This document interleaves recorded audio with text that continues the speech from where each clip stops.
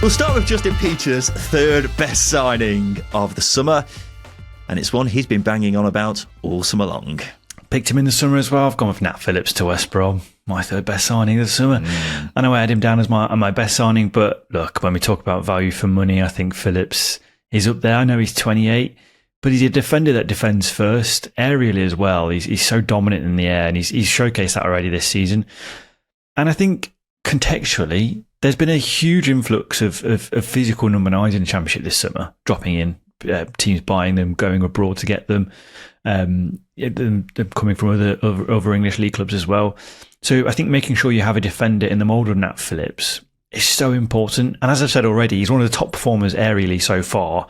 He's averaging a lot of clearances per 92, which doesn't tell you an awful lot, but he shows that he's reading danger and he's not taking unnecessary risks. And with West Brom not conceding many shots either at the moment, I know we're only 4 games into the season, he has played a big role in that. And West Brom recruited for physicality this summer, and I don't think you get anyone better as a defender for less than a few million quid. Yeah, I think this is a good signing, Justin. I just don't rate it as highly as you because you keep banging on about it like West Brom have signed the reincarnation of Franz Beckenbauer. Because, as I say, he's a very good player. It's definitely value for money. I'm not sure how much the actual fee was. I thought it was around 1 to 2 million early in the summer, but I've seen reports recently like maybe nearer towards 3 million. But either way, we're not talking like a huge amount of money. I just think there have been a fair few better deals this summer than this one, but it's your ranking. You're more than entitled to that opinion, dear boy. I absolutely am. I'm that big on Nat Phillips that I think come the end of the season, and I'm going to have to die on this hill because I've picked him for 2 of these things already. Yeah. That come the end of the season, I think he will be one of the top 6 performing centre-backs in the division. I say top 6. It's top 3 per position, if you like, and there's 2 centre-back slots in our team of the season. So I'm going to say top 6. So I think he'll be one of the top performers, and I will campaign for it. Okay. I feel like you're going to be saying he is, even if he hasn't been at this rate. Because you've been going relegated. Let's go to my third best signing of the summer. I've gone with Alfie Doherty to Millwall for an undisclosed fee. Look, Millwall could have done with a new left-back this summer, and they've gone and got one of the best realistically available to Championship clubs. I can't find how much he actually cost, but I'm going to assume it's a few million. Luton have been selling players bizarrely cheaply this summer, so it may be surprisingly low. But Alfie Doherty, arguably the player who came out of last season with the most credit after Luton's disastrous campaign. He created by far the most chances per game in the entire league and was also a standout player for them in the Premier League the season before. If you think back to last summer, getting a player of his quality would have been insane for Millwall, and I don't think that much has really changed in his game in that time. So you've got all that, and he's still only 25. He's got plenty of miles in the tank. That left foot is magic. It will be such a weapon for Millwall going forwards, particularly from set pieces, which are so important to them getting goals. Yes, he's currently out with an injury, which is going to keep him out for a while, but a fully fit Alfie Doherty will be so good for the Wall. Yeah, Alfie Doherty is one of them where, like I said, if he's fit, then you pick him all day. He's going to create chances for your forwards. His delivery is excellent. It's just his fitness record over the past, I guess, 2.5 seasons hasn't been ideal. So yeah, his left foot might be a wand, but his hamstrings not so much. That's a problem. But he's a player I rate very highly. But you can only rate a player highly if they're on the pitch. And that's the thing that you can't really guarantee with Alfie Doherty at the moment. But all being said, he's a very, very, very good player.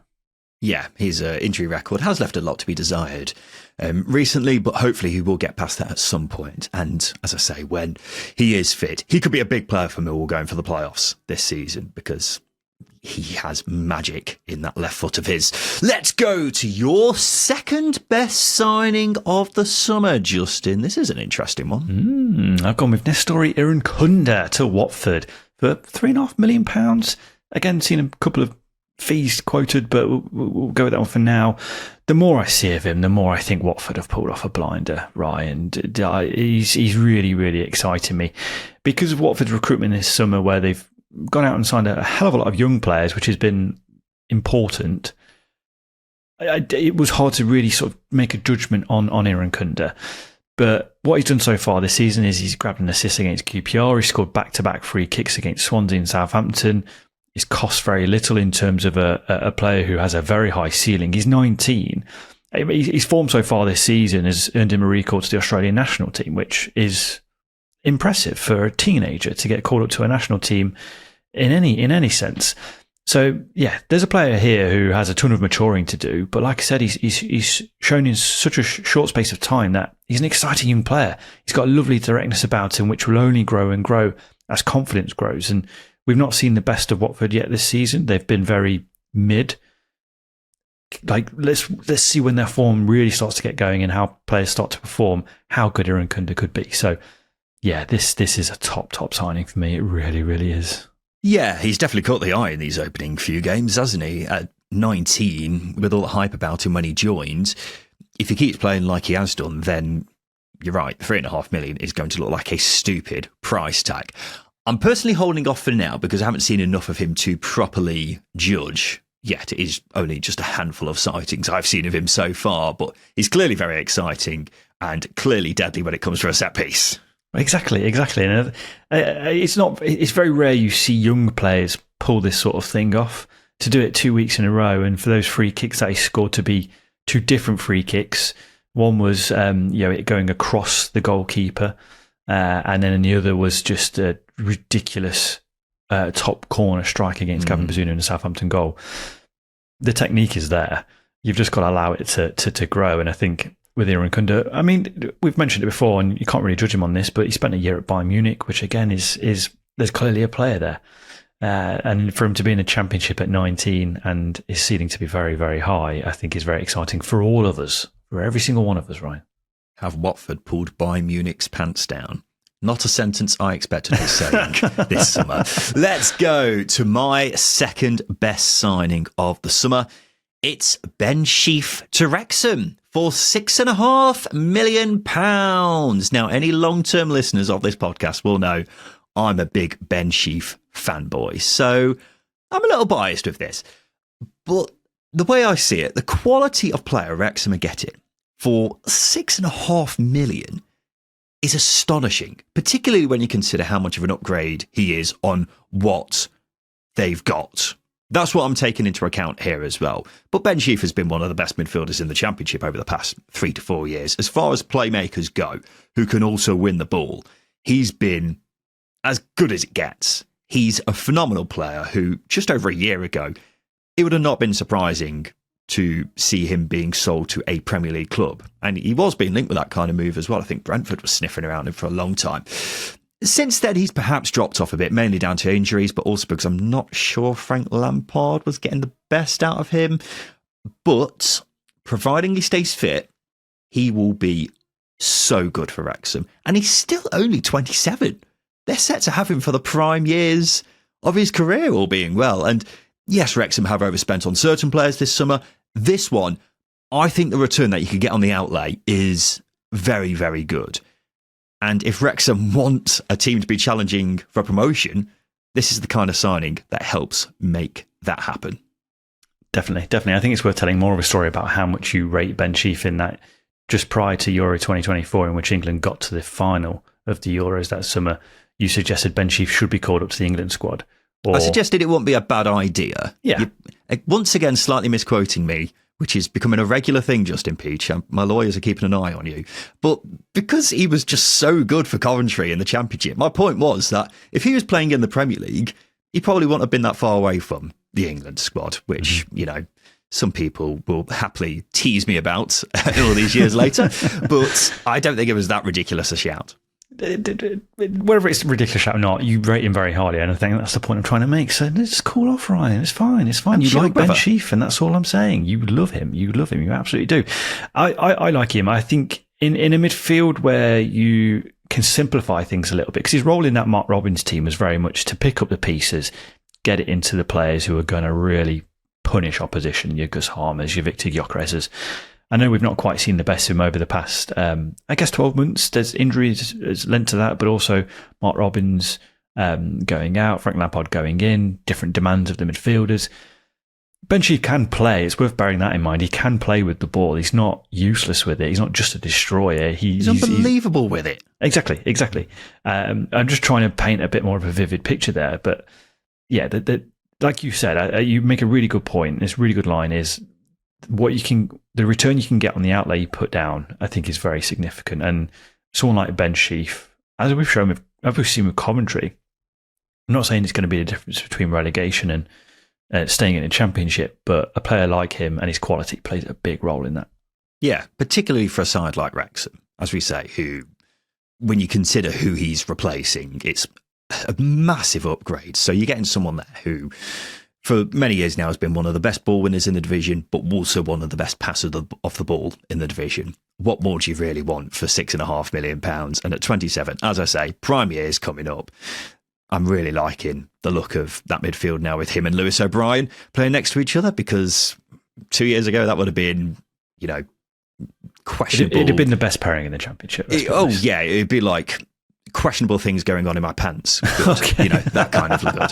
So that's why I'm just so excited by this move, and that's why it's my second best signing of the summer, Justin. Come on then, let's go to our best signings of the summer across the Champo. Justin Peach, kick us off. Marvin Dukes to Birmingham for 1.75 million, Ryan. I think in terms of value and what you can potentially get this season, 1.75 million for a player who's registered 94 goal contributions in 134 games for Werder Bremen.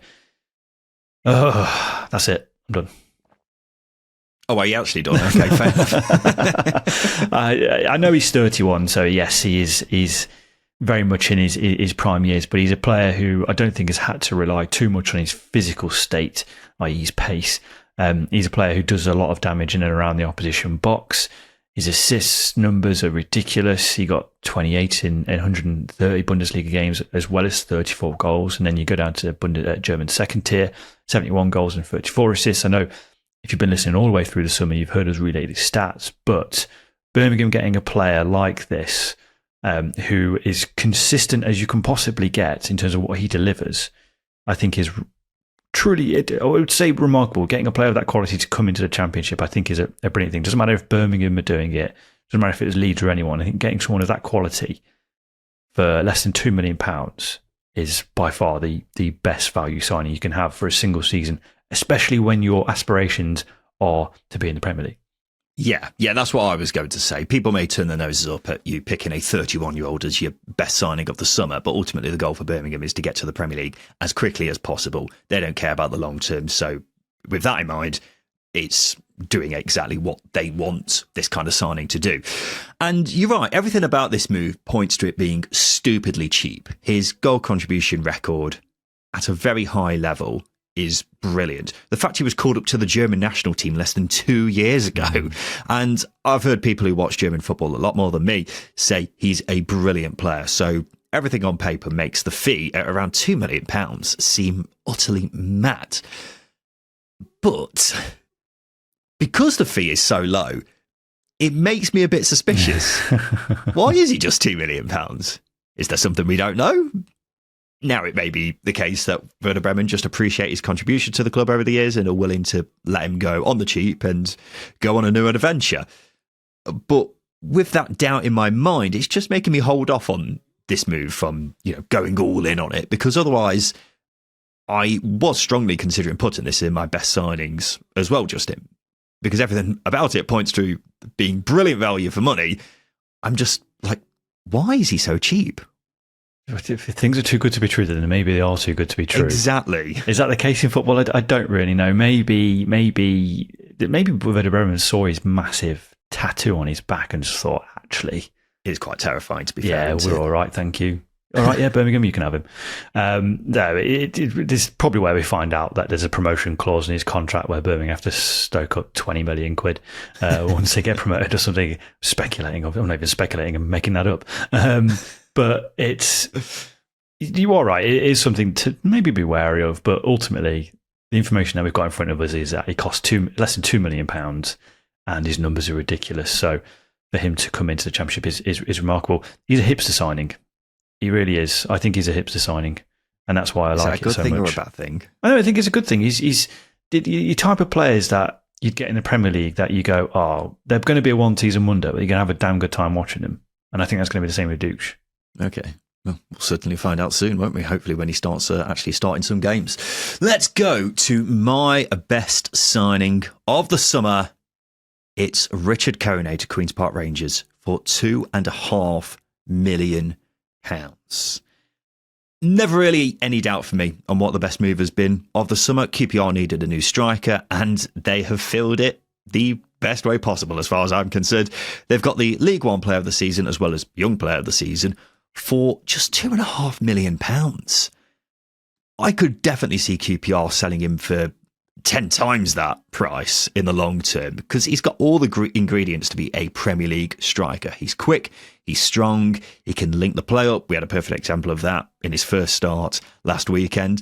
And most importantly, he can score goals. He can score them with both feet, he can score them with his head. 21 goals for Wickham last season, and he's only just turned 22. He has so much potential. And so, as I say, for QPR to get him for £2.5 million, insane value. I'm stunned, to be honest, that there weren't more clubs after him, especially considering the going rate for strikers nowadays, because I think he could develop into a top-class forward. Yeah, it's scary that there wasn't a big queue. And I know we heard rumours of Swansea and Leicester being linked with him, but you know, if you are and he's available for an initial fee of £2.5 million, I know there are clauses in that contract, in that deal, sorry, that you know, QPR meet him, he's going to be a lot more expensive, but he's going to be worth it because he's going to deliver. If he is available at a relatively low cost, then you go for him. You definitely go for him. I don't know if it's because he came from League One that some clubs will turn their nose up at him, but sometimes you just get a goal scorer. You just get a goal scorer, and they just know what they do in front of goal. I know he's got 2 in 2 now for QPR. He scored on his debut against Coventry, didn't he? Which obviously less said about that game, the better. But yeah, he obviously gets the goal last weekend, and then in addition to that, his football IQ is high. The link up I think you mentioned was his dummy for Paul Smith. He knows what he's doing in that final third. He knows what he's doing, and when you're getting a player like that for little cost. No comparison, but when you talk about Josh Coburn going for £5 million and other players going for high amounts, for Richard Coney to be £2.5 million initial fee, yeah, go for it. Absolutely, go for it. It just seems insane to me, especially because he's only just turned 22. The room for development there is so high. I think his ceiling is so high, and everything I've seen from him so far, not just in the brief appearances for QPR so far, but also when he was at Wickham last season, indicates to me that this lad has all it takes to be playing at the top level. And I don't know how far that ceiling goes, but there's a lot to be excited about with QPR. So yeah, that's my top signing of the summer. Just before we have a quick break, we've had some big news in the last few days because Championship legend Jordan Rhodes has retired. He scored 85 goals in his first 161 Championship appearances, and then just 38 in his final 220. It's a drop-off which is going to be studied for years to come. But I prefer to remember the Jordan Rhodes prior to moving to Middlesbrough, because that Jordan Rhodes was an unbelievable bagsman in the EFL. Yeah, absurdly good. He's super good. He played in a very average Blackburn team as well. I think this gets overlooked quite significantly. It wasn't like it was a free-flowing team creating a lot of chances. His managers were Steve Keane, Henning Berg, Gary Bowyer. There's probably a couple more, but I looked at that period of time and there's so many who came through the door at Blackburn during those few years. And yeah, that could unsettle players or unsettle forwards. It didn't. He just kept scoring goals. He just said, no, I don't care. I'm just going to score goals. And obviously his move to Middlesbrough didn't quite pay off. He scored some important goals for Borough in that promotion season because he moved in January, didn't he? And he scored some pivotal goals. That Borough team, I think this is the essence of his drop-off. That Borough team did not create a lot of chances because Dave Nugent went there and he was coming off the back of a very prolific year, his last prolific year in the Championship under Nigel Pearson when they won the league. Under Leicester. Leicester, sorry. The team did not create a lot of chances, and then the move to Sheffield Wednesday was, didn't work out. But it wasn't an amazing Sheffield Wednesday team at that point either. So Yeah, disappointing he didn't carry that on, but those years at Blackburn were just monumental. What a player. And I believe he's the loans manager at Blackburn, which is an interesting move for him, but best of luck to him for the future. Right, Justin, we'll have a quick break. After that, we'll talk about the clubs who have had the most concerning windows and the clubs who have, of course, had the best windows.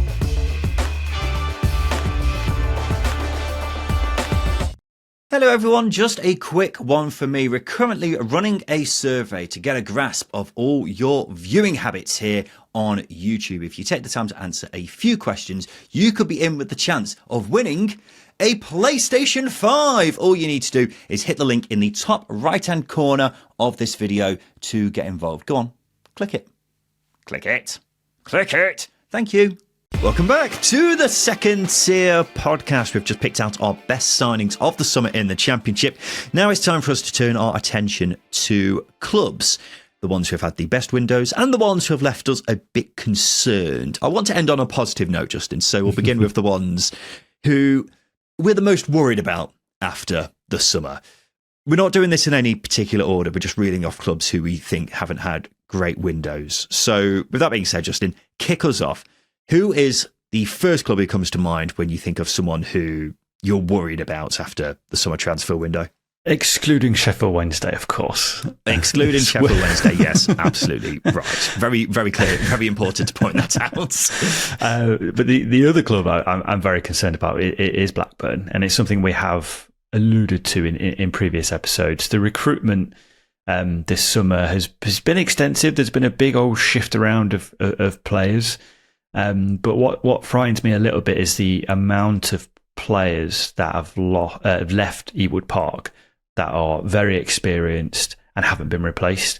Lewis Travis, Dom Hyam, Tyrese Dolan, Callum Britton, Joaquin Costello, John Buckley. These players have made a lot of appearances for Blackburn and they've gone. There's a big loss of experience there. And what you've got a club here who's gone out on the continent and recruited and replace them with players essentially who have zero experience with Championship, which isn't the worst thing in the world. But the players that all left there that I just mentioned doesn't even include the likes of Andy Vyman and Danny Barth, who both played a significant role, who both carry a lot of experience. So I'm very, very worried about Blackburn this season because their summer is just, I think it's been low-key pretty much a disaster. Yeah, I had Blackburn down in my top three as well, and the reason for that is because it's a pretty rare thing for you to look at a squad pre-window and post-window and say, this is actually looking weaker. And I think it's hard to argue that's not the case with Blackburn because they have almost lost an entire team. And I don't think a lot of people outside of Blackburn seem to realise it. You mentioned a load of the players there, Justin, but they've lost their most used back four from last season. Yeah. They've lost their captain, their top goal contributor, their second top goal scorer.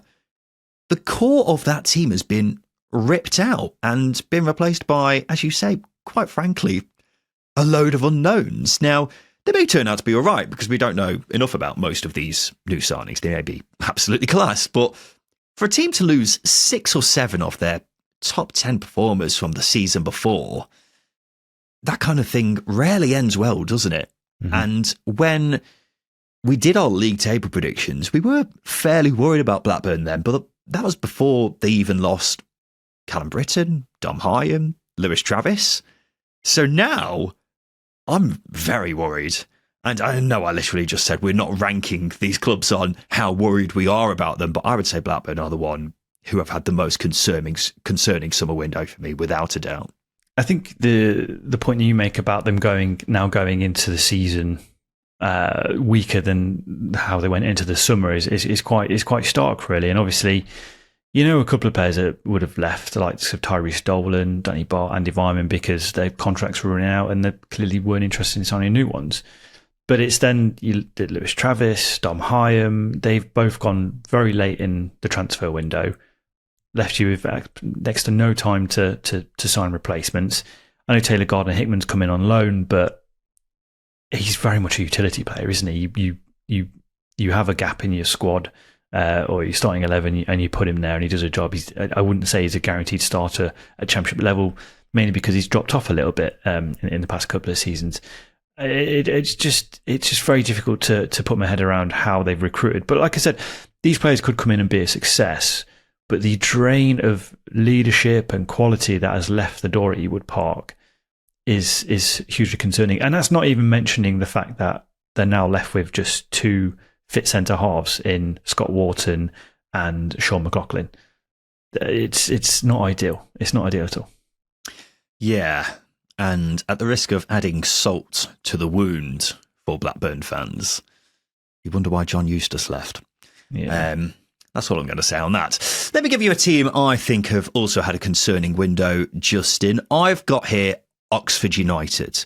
Now, a club like Oxford, always going to be up against it. When you see how much money other clubs in the division are spending, it's a massive uphill battle for Oxford and their budget.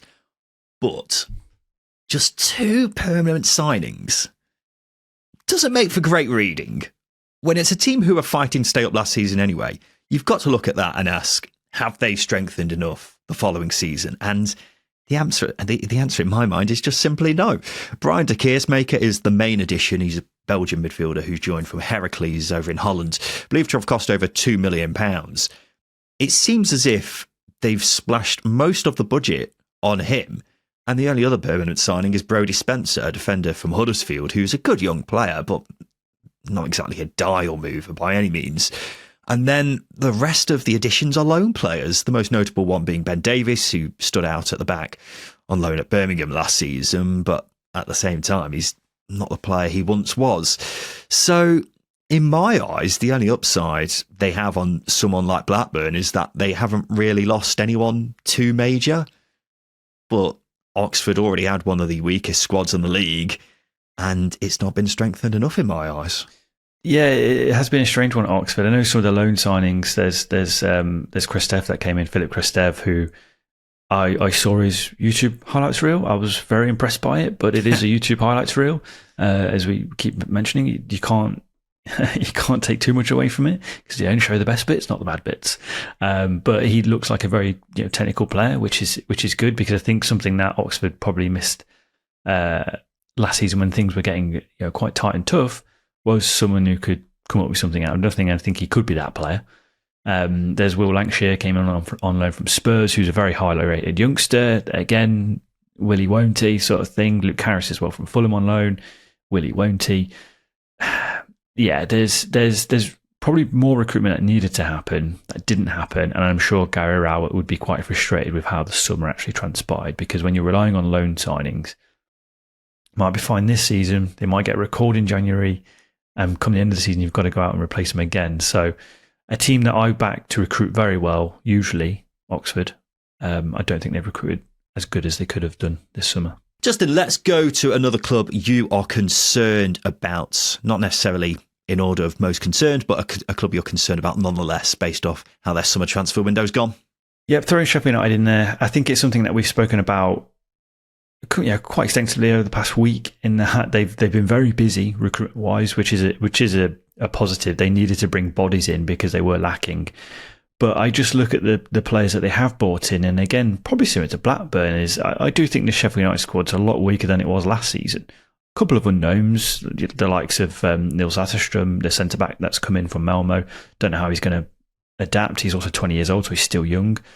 Danny Ings and Ben Mee, old free transfers, fair enough. Could work out, might not. Alex Matos falls in the same category as Atterstrom. Taith Chong, we know, is a very good technical player, but has also left a lot to be desired over the past, 18 months at Luton.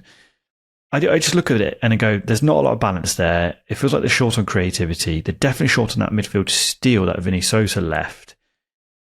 We said it in our midweek show. It's just a little bit scattergunny, a little bit panicky, and there's too many defenders. It's weird to say there are just too many defenders. I don't think they've plugged the gaps that they need to plug, and I do worry a little bit now for what they want to achieve this season. Let's go to one here who, it's my final club. They're just one who definitely haven't strengthened in my eyes. That's Preston North End. I think because they've started the season pretty well, it's easy to let that distract you from what has been a bad summer of recruitment in my eyes, because they lost their best striker in Emil Rees.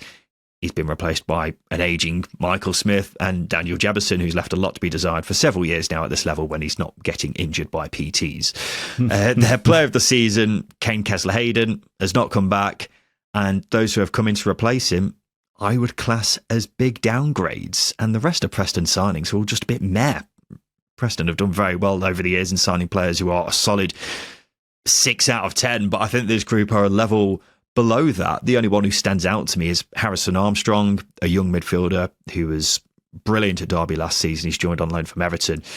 He could be someone very, very good for them. Maybe Thierry Small as well. He's impressed on occasion at Charlton last season. But otherwise, got to keep in mind this is a club which stayed up by the skin of their teeth last season, and I'm not sure they've got any better based off this past summer. So, otherwise, an underwhelming window, I would say. I think underwhelming, yeah. I'm not as hot on the criticism of it as maybe you are. It's not to say you're wrong. I do look at certain signings and I think not really upgraded. Like, I do agree. I mean, Daniel Leverson's a big upgrade on Freddie Woodman. Freddie Woodman turned into a low-key disaster. He was really, really poor for Preston last season. Daniel Leveson is a very accomplished goalkeeper at this level. Thierry Small, I do like the signing of that. It's still 20, still raw. He's still going to be developing, and I think that's a good signing. Odell Afire as well in defence, I think is a good pickup. Harrison Armstrong, I agree with. He's a player who impressed me a lot. Still 18, so he's got to go through the motions, but I'll be surprised if he's not starting most games for Preston between now and January for when he inevitably gets recalled, because he's going to be good. Lewis Dobbin's an interesting one because there's a player there who just hasn't got going at championship level in his loan spell so far, but as Derby fans, we've seen glimpses of a very special player, but he's approaching enough. Andros Townsend levels of loan spells now, isn't he? Oh God, yeah, that's a good point.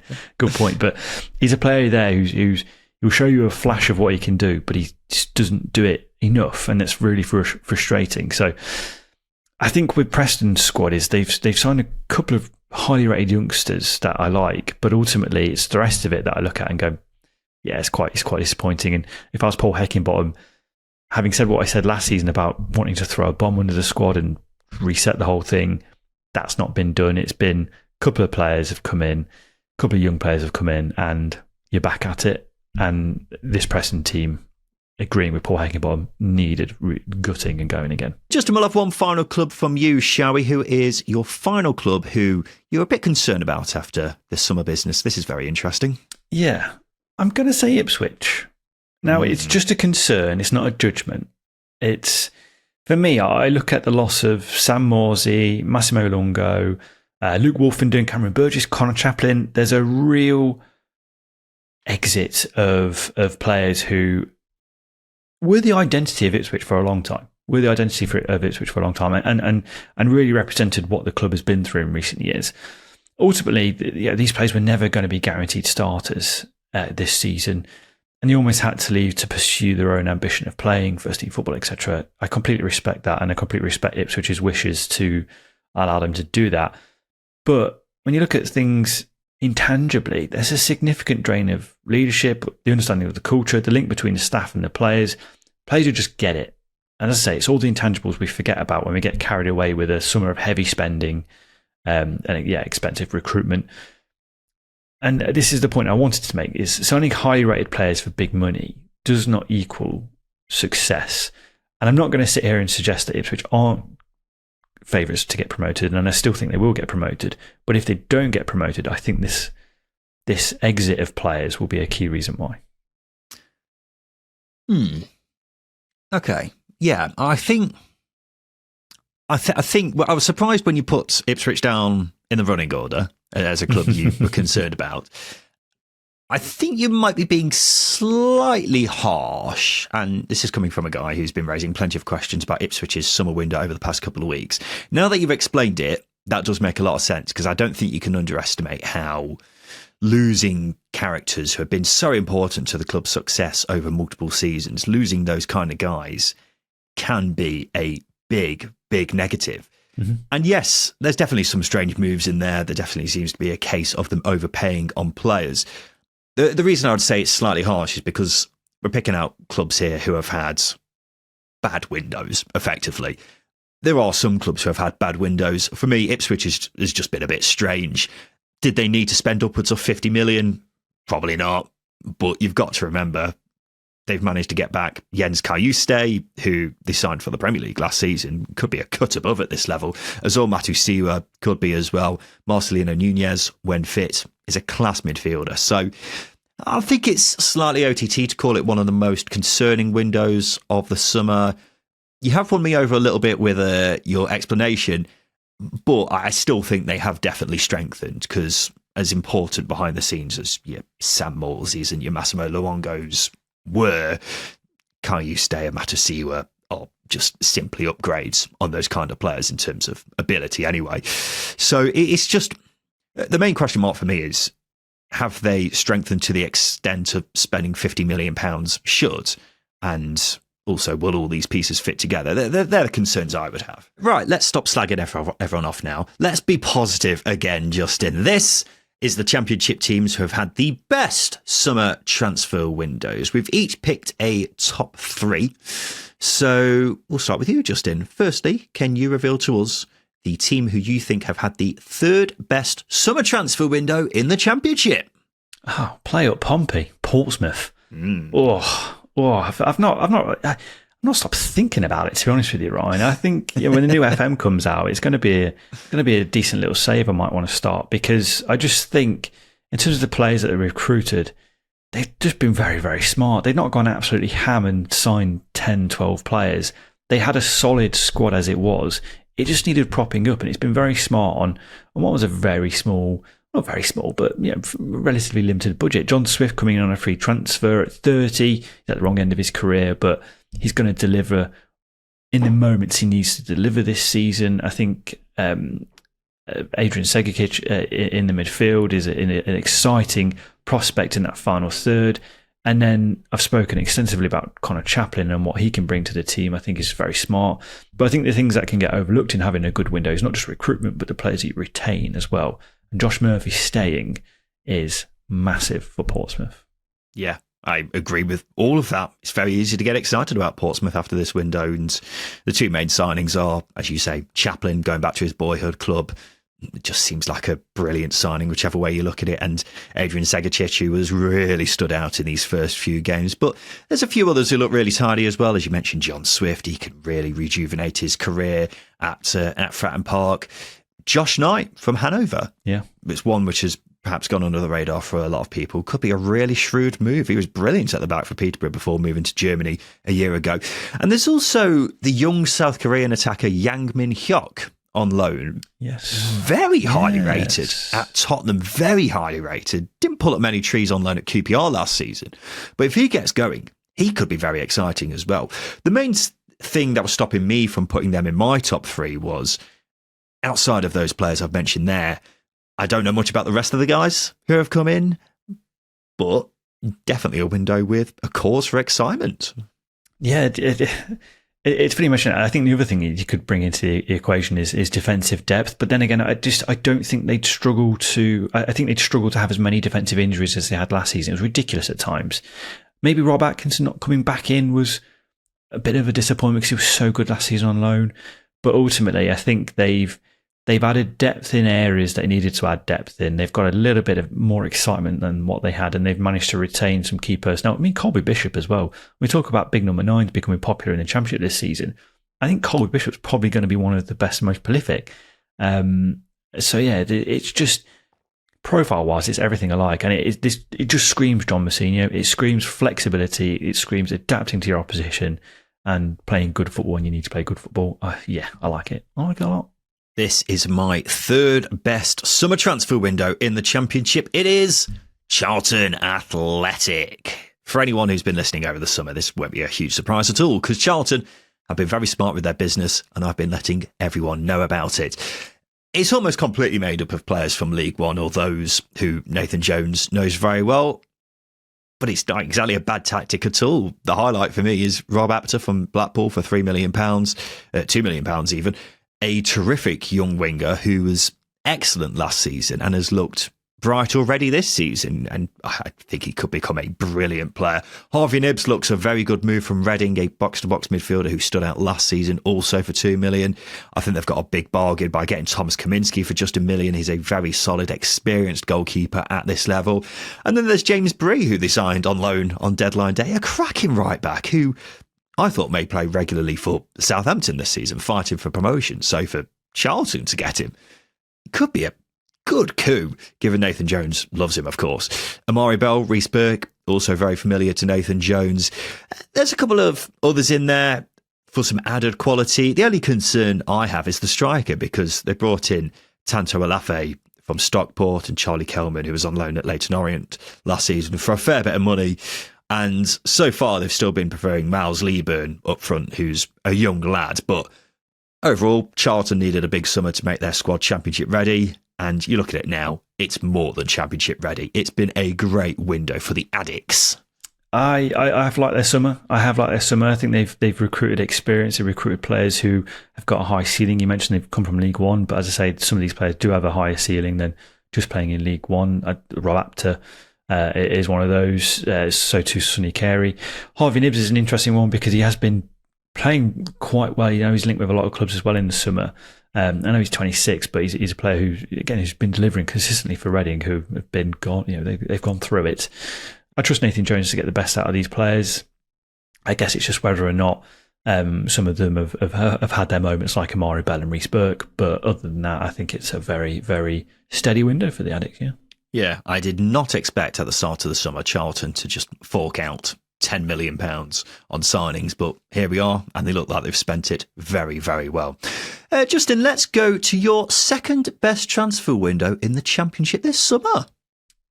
I've gone with West Brom. Of course. They've got the third best signing. It's because they signed Nat Phillips, and that's it. That's all I need to say. No, West Brom, I think, have gone through a big reset that probably has been overlooked. They've dropped the average age of the squad significantly. They needed to, because they recruited terribly. I don't know I can't remember who. It might have been under Steve Bruce, where they brought in the likes of Jed Wallace, John Swift, brought in a load of oldies for big money, and finally they're on the way out. But with that, the squad has needed that refresh that I mentioned. Because ultimately they needed to drop the average age of it, and they've done that. The signings of Nat Phillips is a big one. Arnie Hegerbo is one that excites me a lot. He's just been brought into the Norwegian national team as well for this international break, which tells you the start that he's had. Alfie Gilchrist has come in as well, who was steady and solid at Sheffield United last season. Again, another team that has just recruited defenders, worth bearing in mind, but they're all solid. And of course, Christian Bielik can play midfield as well. Chris Mepham was a very smart signing. It's just been a very sensible summer, and one that we've not seen from West Brom. I don't know, but you've got to go back sort of 10, 12 years where they've had a summer and they've not spent ridiculous money on players who are too old, not good enough, and simply cannot cut it. But they've done the exact opposite. They signed players in their prime years and young players, and I'm very excited at what the Baggies can do this summer. Let's go to my second best window of the summer. I've gone with... This will upset a few people. Derby County. And yeah, I'll probably get accused of Derby bias, but shove it up here. My thinking behind this is simple. If you consider where Derby's squad was at the start of the summer to where it is now, it has come on leaps and bounds. They've quite literally signed an entirely new starting 11, and they've done it for, what, just over £10 million? They needed revamping in just about every position, and they have done that. How have they gone from an attack of Caden Jackson, Nathaniel Mendez-Lang and Jerry Yates to Ryan Brewster, Ben Brereton Diaz and Carlton Morris?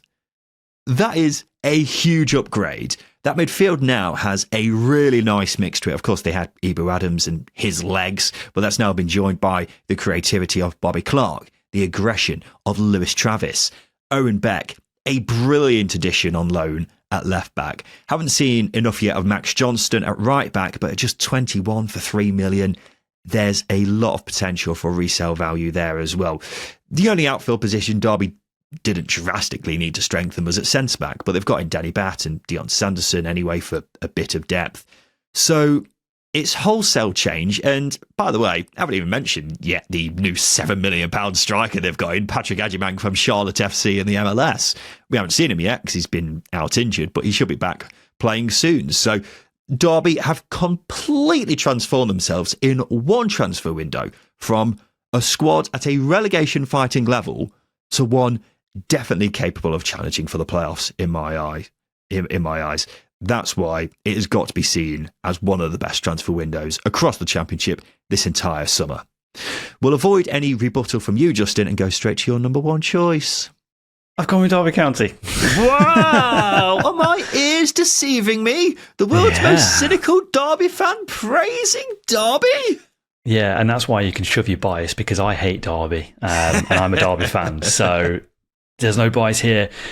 I'm probably just going to expand on many of the reasons that you suggested, Ryan. I think, let's look at Wrexham, for example. They've come up from League One. They had to reset their squad and starting 11, and they've done that, but they've done that for a pretty penny. Derby have done it for a fraction of what Wrexham did it for. I think when you look back and look at what Derby did last season, it's remarkable they stayed up with front three of Mendes Lang, Jackson and Jerry Yates. It's remarkable, it truly is. So for them now to go into this season with a front three of Carlton Morris, Rhian Brewster, and one of Patrick Agyemang or Ben Brighton Diaz, I think is ridiculous. It really is. The amount of loan signings they've got irks me a little bit, mainly because I don't like squads relying on loan signings, but you've got Ben Brighton Diaz, who he's a capable goal scorer at this level. Bobby Clark is a very exciting young player from RB Salzburg. Owen Beck, you've mentioned, we know what he can deliver.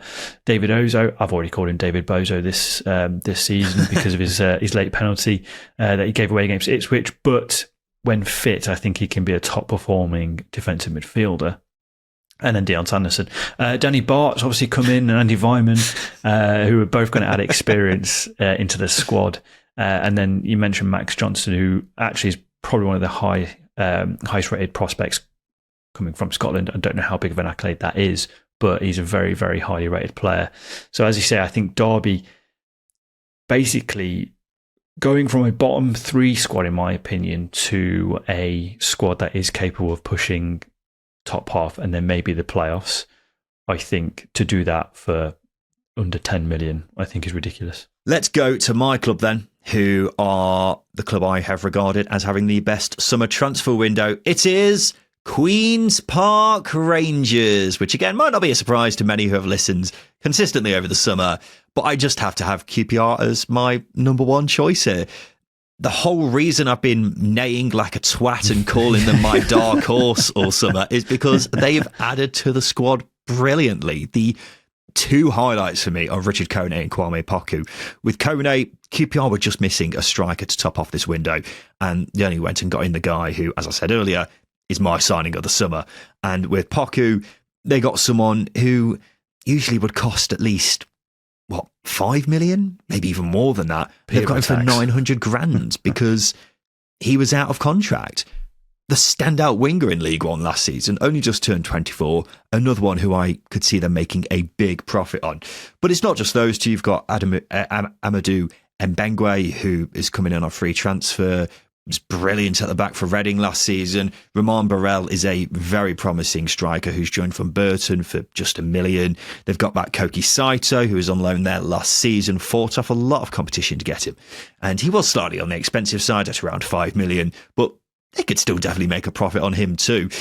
A shout for Reece Norrington Davis as well on loan, who fills a gap they had at left back after an injury to Larkesh. If I was running a club, I'd be trying to get players in who are undervalued in the market and have the potential to be resold on for a huge profit.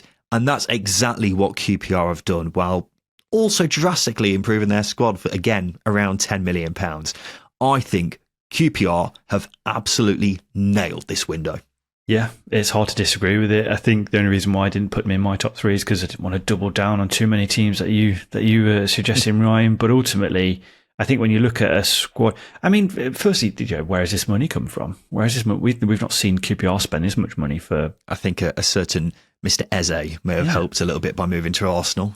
Thank you, Mr. Eze, say the QPR fans. But it's just a very good point to make that they've really, really prop their squad up with, in under £10 million. To do that at second tier level, I think is very impressive. Koki Saito, I think, is a very, very astute signing. He's 24 years old. He's going to improve. Richard Kone, 22. Burrell, you mentioned as well, he's 24. Poku's 23 and Bengwe's 23. There's a real plan here in terms of signing these players who are yet to hit their prime years, but they've been performing for a couple of years, and therefore they've got gears to go, and therefore the sell-on potential of these individuals is remarkable. Isaac Hayden, I think, is one that can be overlooked because every time he's been in the Championship in loan spells, he's always performed. He's always been a key cog in a midfield. So for him to finally get free of that Newcastle, wherever they were keeping him, because he wasn't playing at all in the first team, I think we can see him finally start to flourish. So yeah, it's hard to disagree with anything he said. I'm not yet neighing on them, but that's a squad that's got bags of potential, and that's exciting. Go on. This has been a really nice episode. Give us one little nay, Justin, just a gentle one. Because I didn't pick them in my top 3. It would be rude. It would be disingenuous, and I can't do that yet. What about if you do that thing where horses go? What about that? No. Just give us that. No, because that's disrespectful. Spoil sport. We've had such a nice episode today, and you're going to ruin it by not at least giving us a. You're ruining it by being this salty human being. You know. There we go. Ladies and gentlemen, this has been the Second Tier Podcast, and this is us picking out the winners and losers from across the Championship this past summer transfer window. This has, of course, been the weekend show, and if you're a Patreon subscriber or a YouTube community member, don't go anywhere. We've got the extended edition of the weekend show coming up, which we like to call Zamora Time. We'll be talking about which Championship footballers you would have on a deserted island, what's the best away day in the Championship, and what's your ideal roast dinner. Is it the international break or something? If you're not a Patreon subscriber, sign up to get some more time in every single weekend show. And for YouTube members, your Zamora Time is available exclusively to you as the next video uploaded to the channel. You can also click the link that will appear at the end of this video. If you're not signed up yet, audio listeners can head over to patreon.com/second tier. Link is in the description of this episode. And for YouTube viewers, just hit the join icon right next to the subscribe button on our channel page. But that's just about time for us here on the Second Tier Podcast. We'll be back again on Thursday for a news roundup of everything cracking off from across the Championship over the next few days. But this has been the Second Tier Podcast. I've been Ryan Dilks. I've been Justin Peach. And a big thank you for listening.